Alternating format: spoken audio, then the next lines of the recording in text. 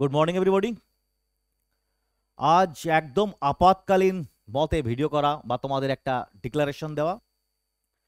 Actually তোমরা কয়েকজনে প্রশ্ন করেছো আমি যেন এক একজনের মত মতো একটা নির্দিষ্ট চ্যাপ্টার শুরু করি, এবং কেউ একজন বলেছো স্যার যেন সিম্পলিফিকেশনটা আমি আগে দিই। তো দেখলাম যে আমার অবশ্য একবার বলা উচিত যে আমার পক্ষ থেকে কোন চ্যাপ্টার করানো কি করানো তো কোনো বিষয় নয়, কিন্তু প্রকৃত সবকিছু করার একটা বিষয় থাকে, একটা সিস্টেম থাকে। অর্থাৎ তোমাকে সঠিক ক্রোনোলজি অনুযায়ী ম্যাথ কিভাবে শেখা উচিত তারও একটা ক্রোনোলজি থাকা উচিত, বাঞ্ছনীয়। দেখো, সিস্টেম এবং ক্রোনোলজি মানুষকে পারফেক্টনেস দেয়। শুধু মানুষ নয়, আমাদের এই জীবনটাই চলে একটা সূচিপত্রের উপরে। ধারাবাহিকভাবে সূচিপত্র শেষ করে একদম উপসংহার দিয়ে আমাদের জীবনকে বিদায় নিতে হয়। শুধুমাত্র জীবন নয়, জীবনের প্রতিটি ক্ষেত্রে অঙ্গে অঙ্গে এই ক্রোনোলজি এবং সিকোয়েন্সের এতটাই ইম্পর্টেন্স যে উইদাউট সিস্টেমে, উইদাউট সিকোয়েন্সে কোনো কিছু অ্যাচিভ করা সম্ভব নয়। তো যেহেতু এক একজন এক এক চ্যাপ্টার শুরু করতে বলছো আমাকে, আমি নিজেও অলরেডি শুরু করে দিচ্ছিলাম। প্রায় ভাবলাম সময়ের কার্যটা একদম বেসিক থেকে শুরু করে দিই।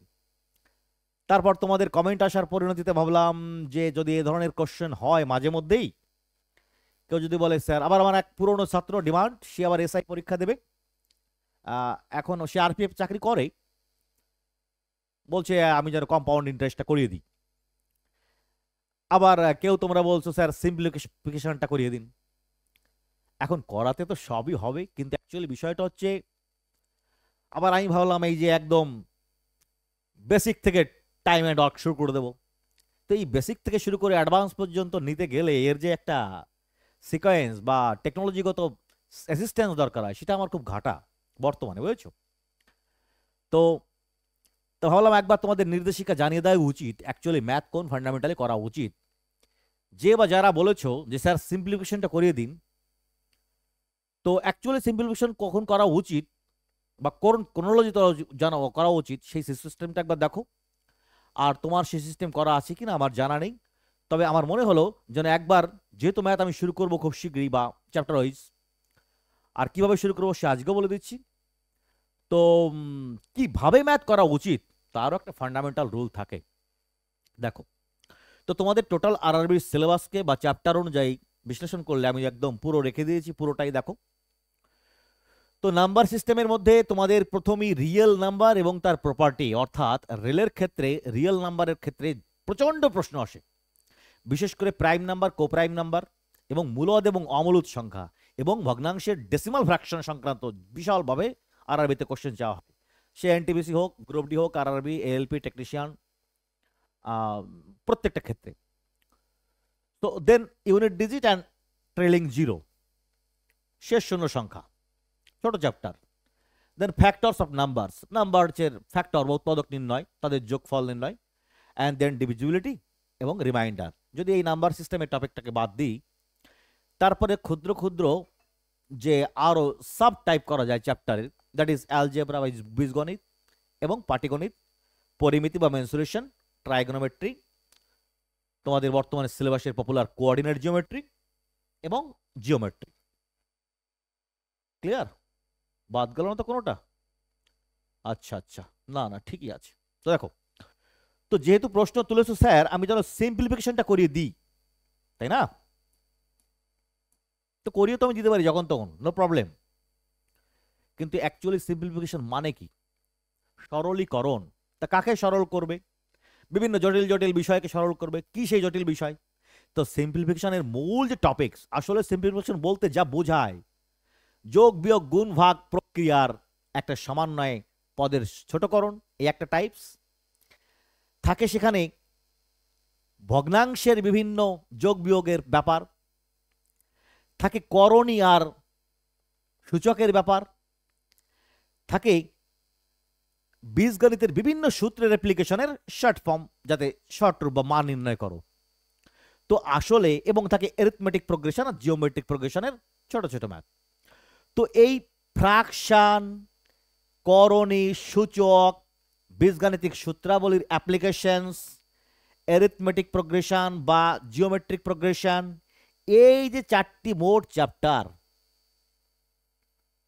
এবং তার সাথে মূল যোগ বিয়োগ গুণ ভাগের ফান্ডামেন্টাল প্রপার্টি, এই বিষয়বস্তুর সামারি হচ্ছে সিম্পলিফিকেশন।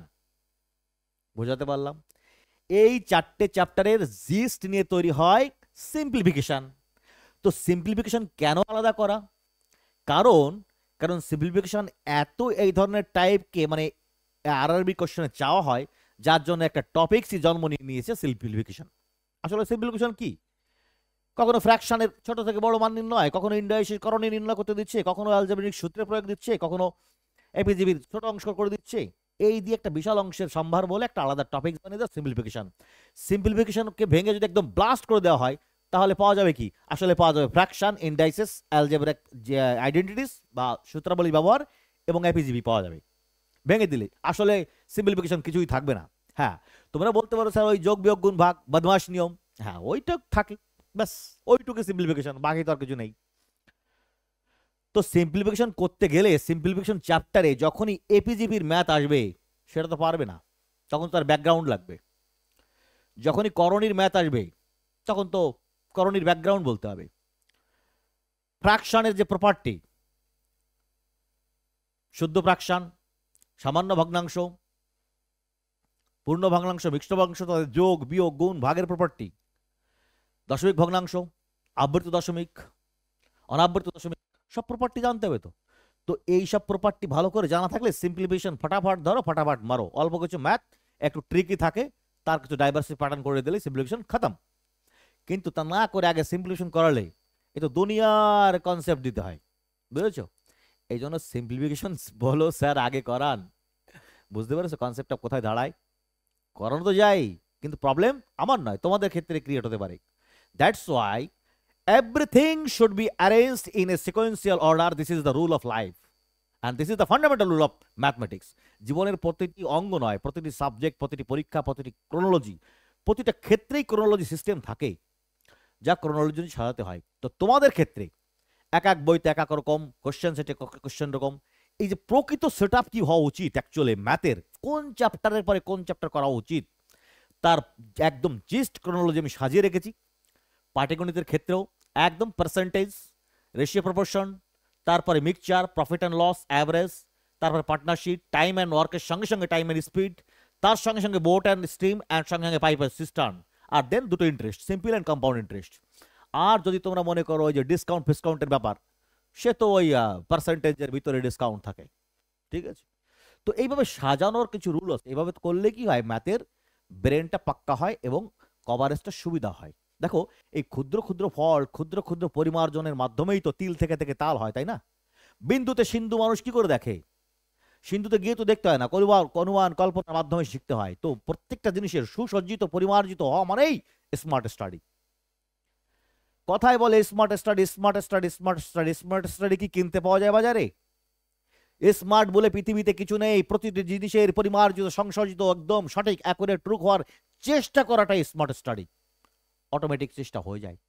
অর্থাৎ নিজেকে অলওয়েজ পরিমার্জিত, শুদ্ধ করার, যা তুমি জীবনে করছো প্রতিটি জিনিস পরিমার্জিত করার চেষ্টা করো। দেখবে একদম একটা সময় পরিমার্জিত হতে হতে এমন একটা জায়গায় দাঁড়াবে যে তোমারই নাম হবে আসলে স্মার্টনেস। তুমি এক বিকল্প হয়ে দাঁড়াবে স্মার্টনেসের, তুমি হওয়া উদাহরণ স্মার্টনেস বা স্মার্ট স্টাডিজ। আর কিছু কিছু নেই। স্মার্ট স্টাডি কি? পড়তে পড়তে মোবাইল দেখা, ঘুমিয়ে পড়া, এ করা তা করা, আউট অফ কনসেন্ট্রেশন, ডিসপার্স করা, এইগুলো স্মার্ট স্টাডির লক্ষণ না। স্মার্ট স্টাডি বলে কিছু নেই। প্রকৃত স্টাডিকে স্মার্ট স্টাডি বলে, আর ভেজালযুক্ত স্টাডিকে বলে ভেজাল স্টাডি। Simple matter. তো এইগুলো স্মার্ট স্টাডিজ থেকে ভেজালযুক্ত স্টাডিতে যাওয়ার বিভিন্ন কারণ থাকে, বিভিন্ন অ্যাট্রাকশন থাকে। আমাদের তো সবই তো ব্রেন, মানসিকতা, মানুষ আমরা, বোঝো তো। অ্যাট্রাক্ট থেকে ডিস্ট্রাক্ট আমাদের সমাজ ব্যবস্থায় এত জিনিস বেশি করে যে আমাদের ডাইভার্ট হয়ে যেতে হয়, জেনারেল ম্যাটার। তো সেই ডাইভার্টনেস থেকে ইউনিটিনেসের মধ্যে একার মধ্যে আসাটাই তো জীবনে সফলতা, আর তো কিছু নয়। চাকরি পেতে তো হামরি ঘোড়া কিছুই করতে হয় না, কিছুই করতে হয় না। চাকরি না পাওয়ার জন্য বহু কিছু করতে হয় জীবনে। চাকরি পেতে কিছুই করা লাগে না, কিছুই করা লাগে না। যেমন দেখো উদাহরণ, চাকরি পেতে নিয়মিত নির্দিষ্টভাবে একটা সঠিক গুরুদেবের মাধ্যমে পড়াশোনা করলে 100% চাকরি। কিন্তু না পাওয়ার জন্য কত কিছু করতে হয় জানো? না পাওয়ার জন্য পড়ার মধ্যে তোমাকে মোবাইল দেখতে হবে, ঘুরতে হবে, এ করতে হবে, তা করতে হবে, বিশৃঙ্খলভাবে, যার কোনো সিলেবাস নেই তাই করতে হবে, তবেই চাকরি একমাত্র হবে। না আর এইসব যদি না করো আর ওটাই চাকরি হয়ে যাবে, সিম্পল ব্যাপার। তো যাই হোক, ম্যাথের সঠিক ক্রোনোলজি একবার দেখে নাও তোমরা, এইভাবে ম্যাথটা সাজানো উচিত। আর আমি বর্তমানে কি করব সেটাও বলে দিই। তো টোটাল চ্যাপ্টারের বেসিক থেকে অ্যাডভান্স যাবতীয় যাবৎকালে প্রিভিয়াস এর কোশ্চেনের টাইপ ও ভ্যারাইটির যে চ্যাপ্টার আমি করাতে পারি, কিন্তু আমার একটু সমস্যা হয়ে দাঁড়ায় বর্তমানে টেকনোলজি বা এই অ্যাসিস্ট্যান্সের ক্ষেত্রে। তুই মনে করো এই যে এই থাম্বনেল আমি বানিয়েছি, এ কি আমার দ্বারা সম্ভব বলো? জেলের কাজ কি ঢোলক বাজানো? সম্ভব না। আমার দ্বারাই সম্ভব, কিন্তু করতে হয়েছে, কারণ I have to do, I am promised and determined myself that I have to do, that's why I have done it. করতে হবে, করেছি, ব্যাস। কিন্তু বারবার করা তো আমার পক্ষে সম্ভব না, বুঝতে পেরেছো? পিপিটি বানানো, এ বানানো, সে বানানো, এই সব ঝামেলা ফামেলা আমার করতে হচ্ছে, দ্যাটস ওয়াই আমি আমার জায়গা থেকে পিছিয়ে যাচ্ছি, পড়াতে পারছি না। তো আস্তে আস্তে ঝামেলা কমছে। আর তোমাদের মধ্যে যদি কেউ থাকে আমাকে সাহায্য করার, বেশি সঠিক পরামর্শ দিয়ে করো, কেমন? তো এখন বর্তমানে আমি তাহলে কি করব? দেখো, বর্তমানে এই যে তোমাদের আরআরবি চ্যাপ্টারের টোটাল সিলেবাস রয়েছে না, এর প্রত্যেকটি চ্যাপ্টারে জিস্টের স্ট্যান্ডার্ড ম্যাথ, এই যাবৎকালে সবচেয়ে যা ভ্যারাইটির স্ট্যান্ডার্ড ম্যাথ, তার কিছু কিছু টপিক্স নিয়ে আমি চ্যাপ্টারের হালকা কনসেপ্ট দিয়ে ম্যাথগুলো করাবো। কিছুদিন করানোর পরে যদি চ্যানেলে একটু গুরুগম্ভীরতা বাড়ে, একটু ওয়েটেজ ফোয়েটেজ হয়, তাহলে সুন্দরভাবে করানো একদম আবার বেসিক থেকে অ্যাডভান্স পর্যন্ত পুরো কমপ্লিট মেরে ছেড়ে দেবো। ছেড়ে তো আমি দেবোই, আজ না হয় কাল, কাল না হয় পরশু, পরশু না হয় তরশু, अगर मैं जिंदा रहूं तो वो तो मैं करूंगा ही। और सिर्फ मैथ नहीं, बल्कि हिस्ट्री, जियोग्राफी, पॉलिटी, इंग्लिश, जितना मुझसे हो सके उतना मैं करके रखूंगा, क्योंकि वो बताने का जरूरत नहीं। बस ठीक है, आज তো এই একটা ঘোষণা দিলাম মাত্র, আর কিছুই না। হয়তো কালকের থেকে আমি তোমাদের প্রত্যেকটা টপিক্সের একদম, যদি ফ্র্যাকশনে ঢুকি তো ফ্র্যাকশনের এ যাবৎকালে প্রিভিয়াসের আসার সবচাইতে বেটেস্ট, লেটেস্ট এবং বেস্ট কোশ্চেনগুলি নিয়ে আমি চলে আসবো। যদি ইন্ডাইসিস করণীতে ঢুকি, সে করণীর সামান্য জিস্ট দিয়ে তার বেস্ট কোশ্চেনগুলি নিয়ে চলে আসবো, এই যাবৎকালে সবচেয়ে বেস্ট কোশ্চেনগুলি, যেগুলো করতে পারলে চ্যাপ্টার ধোয়ে উড়ে যাবে। অ্যালজেব্রিক আইডেন্টিটিস, এপিজিপি, এভরিথিং যতটা আমার পক্ষে সম্ভব এই মুহূর্তে ততটা আমি করবো, কেমন? ওকে, অল দ্য বেস্ট, বাই। আজ আর দেখা হচ্ছে পরের দিন। আর তোমরা একটু ব্যক্তিগত উদ্যোগ নিয়ে আমার সঙ্গে একটু দেখো, হেল্প টেল্প করে কিছু করতে পারো কিনা, আমার একটা লোক দরকার, বুঝেছো? তো ওকে, বাই, এটুকু বলার ছিল। তাহলে চ্যাপ্টারের ক্রোনোলজি অনুযায়ী প্রত্যেকটা জিনিসের মূল মূল স্ট্যান্ডার্ড ম্যাথগুলো নিয়ে তার সঠিক সমাধান দেওয়ার জন্য আমি খুবই হাজির হয়ে যাচ্ছি কালকে থেকে, কেমন? All the best, by.